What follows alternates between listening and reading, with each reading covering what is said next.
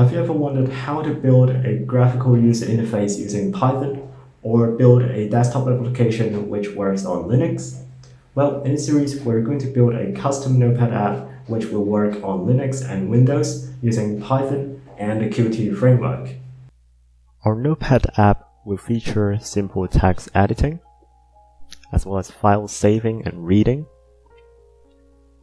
And if the user attempts to close the window or open a new file with unsaved progress, there should be a dialog which pops up and asks the user to save.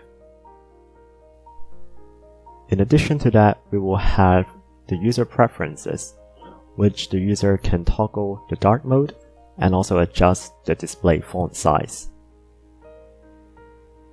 In order to build our Notepad app, we will make use of 3 programming languages.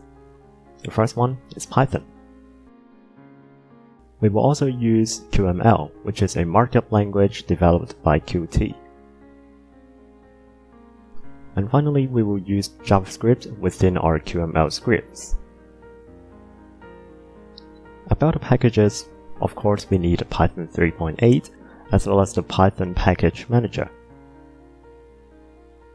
And we will also make use of the PySide2 package, which is a Python implementation of the Qt framework.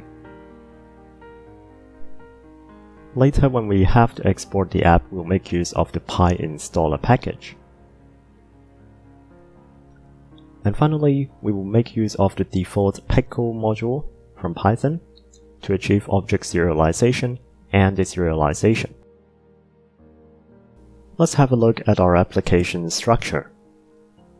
It mainly consists of 2 parts, the Python side and the QML side.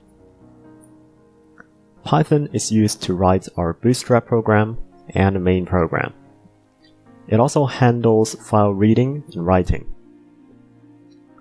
Meanwhile, on the QML side, it is mainly about the interface structure, the design, and different dialogues. We also write JavaScript in the QML context to handle the UI events. We make the Python side and the QML side communicate with each other using the Qt slot feature. It sounds simple, but it will definitely get you started in GUI development with Python. I'm Neil Flicker, and I will see you in the videos. Stay tuned.